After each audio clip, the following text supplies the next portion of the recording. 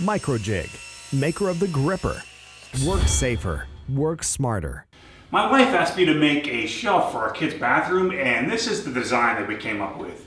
It's made from cherry and walnut, and it has mitered corners which are strengthened with splines, and it hangs on the wall with 2 wooden brackets that I made. At the very end of this video, I have some bonus footage for aligning your table saw blade to 45 degrees using a dial indicator. Be sure to check it out.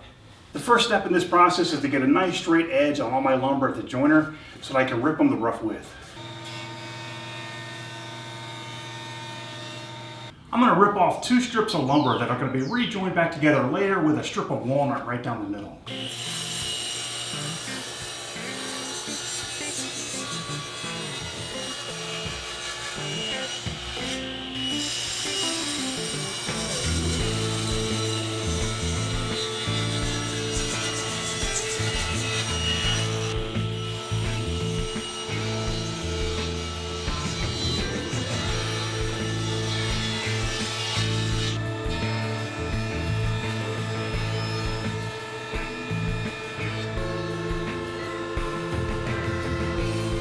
After I flatten one face of all the cherry boards and square one edge to that face, I can glue the walnut strips right in the middle.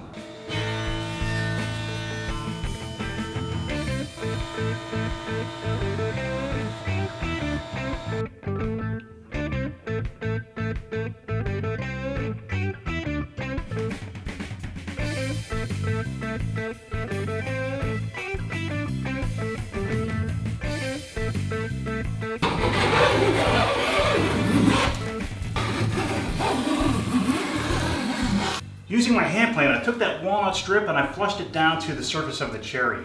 Now this cherry face that's up is the same face that we flattened over at the joiner.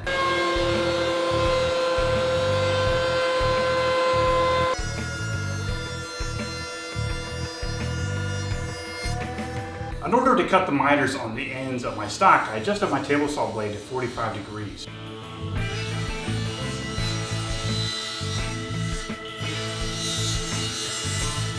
I'm going to make 2 1/4-inch holes in the back of the top shelf, and these are going to be used to attach the shelf to the wall.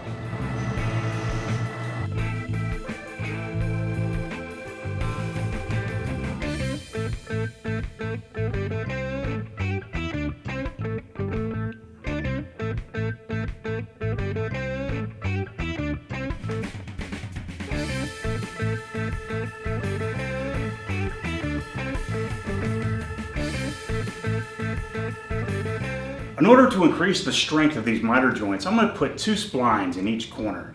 And I'm going to do that using a spline jig at the table saw with a stacked dado set. Now my 45-degree angle spline jig just rides against the table saw fence.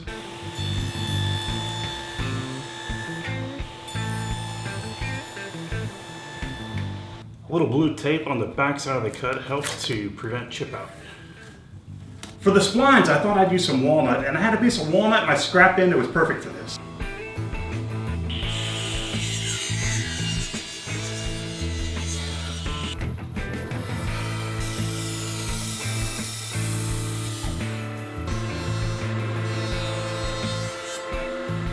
At the planer, I got my spline stock almost to the thickness that I need, and I'll take it the rest of the way using my drum sander.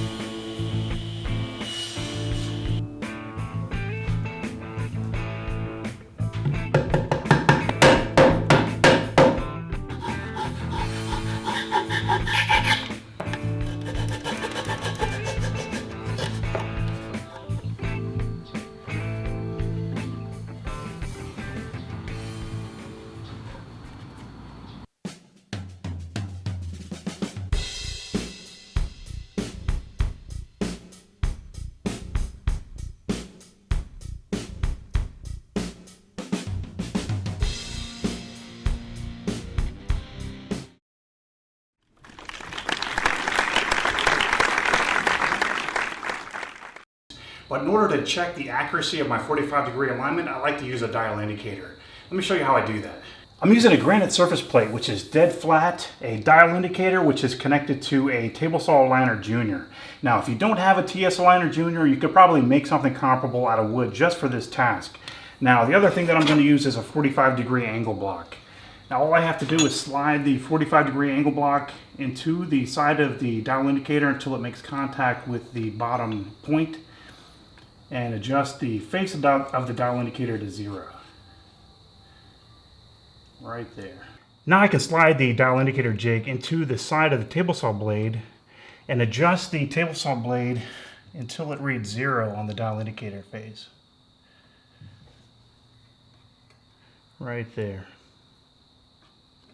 There are other methods to check the accuracy of your 45-degree alignment on your blade. And one way is to just use a 45-degree angle pushed up against the side of the blade. But I always find that the teeth get in the way when doing it using this method, so I don't prefer that way.